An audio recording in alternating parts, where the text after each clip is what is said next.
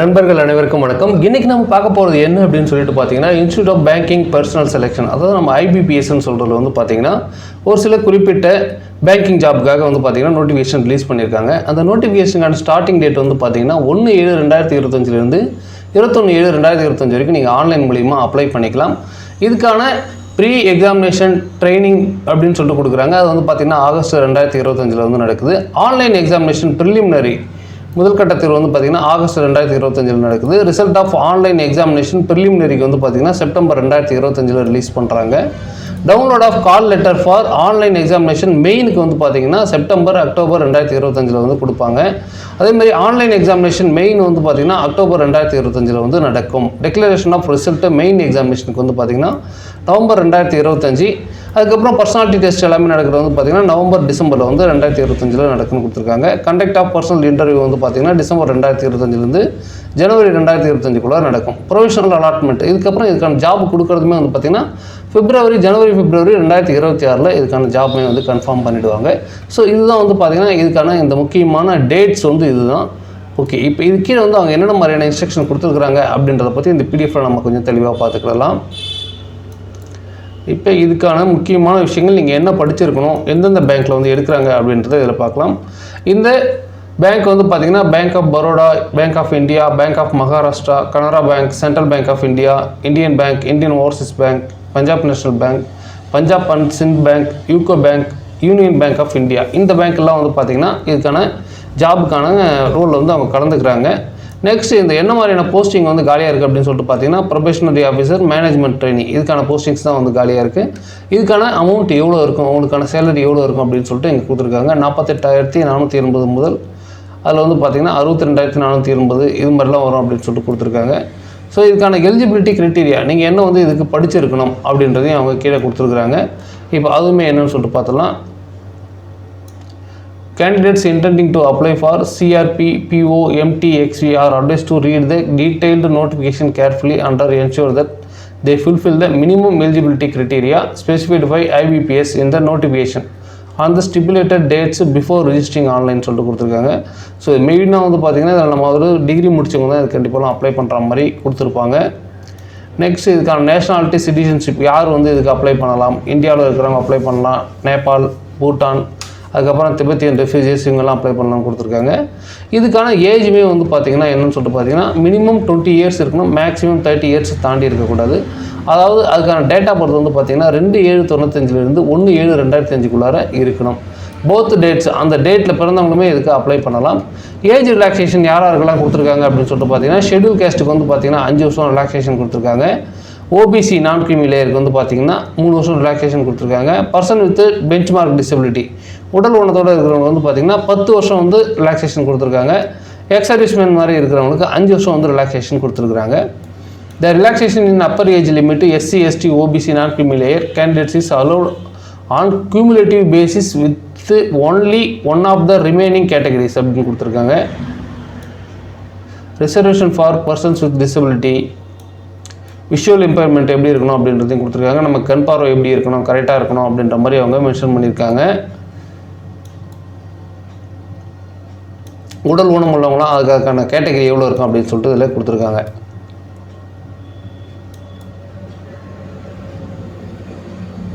Next முக்கியமான விஷயங்கள் நம்ம பார்ப்போம். Guidelines for candidates with intellectual disability, economically weaker section, education qualification as on 21/7/2025 படி a degree graduation in a discipline from a university recognized by the government of India or any equivalent qualification recognized as such by the central government. The candidate must possess a valid mark sheet degree certificate that she is a graduate. நீங்கள் வந்து degree தான் முடிச்சிங்கன்றதுக்கான உங்களுடைய mark sheet இல்லை degree certificate வந்து நீங்கள் ஆன்லைனில் register பண்ணுற மாதிரி இருக்கும். அதை வச்சு தான் நீங்கள் ரெஜிஸ்டர் பண்ணணும். All the candidate qualifications mentioned should be from a university institution board ரெக்கக்னைஸ்டுன்னு சொல்லிட்டு கொடுத்துருக்காங்க. So proper document from board university for having a declare that result on or before 21/7/2025 முன்னாடி ரிசல்ட் வந்துருக்கணும். நீங்கள் குறிப்பிட்ட ஒரு யூனிவர்சிட்டியிலேருந்து நீங்கள் அதை பெற்றிருக்கணும் அப்படின்ற மாதிரி கொடுத்துருக்காங்க. Credit history, application fees. இதுக்கான அப்ளிகேஷன் ஃபீஸ் வந்து பார்த்தீங்கன்னா application fees intimation charges payable from 1/7/2025 இருந்து 21/7/2025 வரைக்கும் நீங்கள் ஆன்லைனில் வந்து பேமெண்ட்டு பண்ணிக்கலாம். இதுக்கான ஃபீஸ் வந்து பார்த்தீங்கன்னா ₹175 inclusive of GST for SC/ST PWBD, அதாவது உடல் ஊனமுற்றவர்கள் SC/ST பிரிவினருக்கு வந்து பார்த்தீங்கன்னா ₹175 தான் இதுக்கான அப்ளிகேஷன் ஃபீஸு. அதே சமயத்தில் மற்ற கேட்டகரிக்கு வந்து பார்த்தீங்கன்னா ஃபார் ஆல் அதர்ஸ் எல்லாருக்குமே வந்து பார்த்தீங்கன்னா ₹850 வந்து ஃபீஸ் கொடுத்துருக்காங்க. Bank transaction charges for online payment of application fees intimation charges will have to be bound by the candidate. இதுக்கு மேலே வந்து எதாவது சர்வீஸ் சார்ஜ்லாம் எதாவது வந்ததுன்னா அதை நாமளே பே பண்ணிக்கிற மாதிரி இருக்குன்னு கொடுத்துருக்காங்க. ப்ரிலிமினரி எக்ஸாமினேஷன் டெஸ்ட்டு அதுக்கான இன்ஃபர்மேஷன் ஸ்ட்ரக்சர் ஆஃப் எக்ஸாமினேஷன் எப்படி இருக்குன்னு சொல்லியிருக்காங்கன்னா இங்கிலீஷ் லாங்குவேஜ் வந்து பார்த்தீங்கன்னா 30 கொஸ்டின் வரும். குவான்டிடேட்டிவ் ஆப்டிடியூட் கொஸ்டின்ஸ் வந்து பார்த்தீங்கன்னா 35, ரீசனிங் எபிலிட்டி 35, மொத்தமாக 100 கொஸ்டின்ஸ் வரும். Maximum marks 100. Medium of exam வந்து பார்த்தீங்கன்னா இங்கிலீஷு ஹிந்தியில் தான் வந்து நடக்கும். Time allotted for each test இந்த இங்கிலீஷ் லாங்குவேஜுக்கு 20 நிமிஷம், குவான்டிடேட்டிவ் ஆப்டிடியூடுக்கு வந்து பார்த்தீங்கன்னா 20 நிமிஷம், ரீசனிங் எலிஜிபிலிட்டி 20 நிமிஷம், மொத்தமாக 1 hour வந்து உங்களுக்கு இதுக்கான இந்த எக்ஸாம் வந்து நடக்கும் அப்படின்னு சொல்லிட்டு கொடுத்துருக்காங்க. Main examination objective and descriptive. Reasoning வந்து பார்த்தீங்கன்னா நம்பர் ஆஃப் கொஸ்டின்ஸ் வந்து 40, மேக்ஸிமம் மார்க்ஸ் வந்து 60. மீடியம் ஆஃப் எக்ஸாம் வந்து இங்கிலீஷ் கொடுத்துருக்காங்க. Time allotted for each test வந்து பார்த்தீங்கன்னா 15 minutes. இப்போ மேலே பார்த்தது வந்து பார்த்தீங்கன்னா ப்ரிலிமினரி எக்ஸாமுக்கு, இது வந்து பார்த்தீங்கன்னா மெயின் எக்ஸாமுக்கு. அடுத்தது மெயின் எக்ஸாமில் வேறு என்னென்ன மாதிரியான கொஸ்டின்ஸ் கேட்பாங்கன்னா general economy, banking awareness, digital financial awareness including RBI circulars, English language, data analysis and interpretation இதெல்லாம் கேட்பாங்க அப்படின்னு சொல்லிட்டு கொடுத்துருக்காங்க மொத்தமாக. இது மெயின் எக்ஸாமுக்கானது. இது முன்னாடி பார்த்தா நம்ம ப்ரிலிமினரி எக்ஸாமுக்கானது. அதுக்கப்புறம் பர்சனாலிட்டி டெஸ்ட்லாம் நடக்கும். Please note that candidate will not be permitted to appear for the online preliminary as well as online main examination without the following documents: valid call letter for the respective date and session of examination. Those candidates who are called, நீங்கள் அதுக்கான கரெக்டான அந்த hall ticket இருந்தால் தான் நீங்கள் அதுக்கு exam எழுத முடியும். penalty for wrong answers applicable to both online preliminary and online main examக்கு வந்து பார்த்தீங்கன்னா penalty வந்து கொடுப்பாங்க. There will be a penalty for wrong answers marked in objective test for each questions for which a wrong answer has been given by the candidate 1/4 or மூன்றில் வந்து அதாவது 0.25% வந்து mark கொடுப்பாங்க. அதாவது 4 கொஸ்டின் தப்பு பண்ணிட்டீங்கன்னா 1 மார்க் உங்களுக்கு போயிடும். அப்போ ஒரு கொஸ்டினுக்கு 1/4 மார்க் வந்து கொடுக்குறாங்க. கட் ஆஃப் ஸ்கோர்லாம் கொடுத்துருக்காங்க. இன்டர்வியூலாம் எப்போ நடக்கும்ன்ற மாதிரிலாம் மென்ஷன் பண்ணியிருக்காங்க. எக்ஸாமினேஷன் சென்டர்ஸ்லாம் வந்து எங்கெங்கே இருக்குன்னு சொல்லிட்டு பார்த்தீங்கன்னா the examination will be conducted online in venues across many centers in India. The tentative list of examination centers for the online preliminary examination and those for online main examination is available in Annexure 2 வந்து கொடுத்துருக்காங்க. So இதெல்லாம் வந்து பார்த்திங்கன்னா ஓரளவுக்கு பேசிக்கான information அவங்க என்னென்ன வந்து அந்த எக்ஸாம் ஆன்லைனில் வந்து அப்ளை பண்ணுறதுக்கு நமக்கு தேவைப்படும் அப்படின்னு சொல்லிட்டு இதில் சொல்லியிருக்காங்க. ஸோ இது ஓரளவுக்கு உங்களுக்கான பேசிக்கான இன்ஃபர்மேஷனை ஃபில்ஃபில் பண்ணியிருக்குன்னு நினைக்கிறேன். இது தெரிஞ்சதுனாலே நீங்கள் இதுக்கு அப்ளை பண்ண ஆரம்பிக்கலாம். ஸோ இதுக்கான அப்ளிகேஷன் லிங்க்குமே நான் வந்து வெப்சைட்டில் வந்து கொடுக்குறேன். ஸோ இதுதான் வந்து பார்த்திங்கன்னா அதுக்கான அஃபிஷியல் வெப்சைட் பேஜ். இந்த பேஜுக்கான லிங்க் வந்து நான் கீழே டிஸ்கிரிப்ஷனில் கொடுக்குறேன். இது கிளிக் பண்ணிங்கன்னா நீங்கள் இந்த பேஜுக்கு வந்துடலாம். ஆக்சுவலாக இந்த பேஜ் தான் ஃபஸ்ட்டு வரும். இதில் வந்து பார்த்திங்கன்னா அந்த 1 ஜூலை 2025 கிளிக் பண்ணிங்கன்னா இந்த பேஜ் வந்துடும். இந்த பேஜ் வந்து பார்த்திங்கன்னா click here for new registration பண்ணுறவங்களுக்கு இந்த பேஜும், கீழே வந்து login for already registered candidates இருக்கிறது வந்து பார்த்திங்கன்னா நமக்கு ஆல்ரெடி வந்து ஐடி கிரியேட் பண்ணியிருந்தோம்னா இது மாதிரி ரெஜிஸ்ட்ரேஷன் நம்பர், பாஸ்வேர்டு, செக்யூரிட்டி கோட்லாம் கேட்கும். இது கொடுத்தோம்னா உள்ள லாகின் ஆகும். இப்போ கிளிக் ஹியர் ஃபார் நியூ ரெஜிஸ்ட்ரேஷன்ன்றதை கிளிக் பண்ணிங்கன்னா இது மாதிரி ஒரு பேஜ் ஒன்று உங்களுக்கு வரும். பேசிக் இன்ஃபர்மேஷன்லாம் வந்து கொடுக்கணும். உங்களுடைய first name, confirm name, last name இதெல்லாம் கேட்கும். மொபைல் நம்பர்லாம் கொடுத்துட்டு நம்ம பேசிக்கான என்னென்ன எஜுகேஷன் குவாலிஃபிகேஷன் இருக்கோ அது எல்லாத்தையுமே நம்ம கொடுக்கணும். அதுக்கப்புறம் ஃபோட்டோ சிக்னேச்சர் வந்து அப்டேட் பண்ணணும். அதுக்கப்புறம் அவங்க வேறு சில டாக்குமெண்ட்ஸ் கேட்டிருந்தாங்கன்னா அதையும் வந்து நம்ம அப்லோட் பண்ணுற மாதிரி இருக்கும். ஓகே, இந்த லிங்க்குமே நான் கீழே டிஸ்கிரிப்ஷனில் கொடுக்குறேன். அதை பார்த்து உங்களுக்கு தெரியும். அதே மாதிரி click here for important points to be noted அப்படின்னு சொல்லிட்டு கொடுத்துருக்காங்க பாருங்கள். இதில் வந்து பார்த்திங்கன்னா முக்கியமான விஷயங்கள்லாம் என்னென்ன இருக்குது அப்படின்னு சொல்லிட்டு அவங்க கொடுத்துருக்காங்க. ஸோ இதையுமே வந்து பார்த்திங்கன்னா நீங்கள் தெரிஞ்சு வச்சுக்கோங்க. ஃபஸ்ட்டு இந்த பாயிண்டெல்லாம் வந்து ரீட் பண்ணி வச்சுக்கோங்க. என்ன டேட்லேருந்து என்ன டேட்டுக்குள்ளார வந்து எக்ஸாம் முடியுது, ஆன்லைன் மூலியமாக தான் பண்ணணும். Only registration will be completely only after the candidates registration. நீங்கள் கேண்டிடேட் ரிஜிஸ்ட்ரேஷன் முடித்து ஃபீஸ் பேமெண்ட் பண்ணால் தான் உங்களுக்கு வந்து அப்ளிகேஷனே வந்து போட்டதா அர்த்தம் அப்படின்ற மாதிரியான ஒரு சில இன்ஃபர்மேஷன்லாம் கொடுத்துருக்காங்க. ஸோ இதெல்லாம் கரெக்டாக பார்த்து வச்சுக்கோங்க.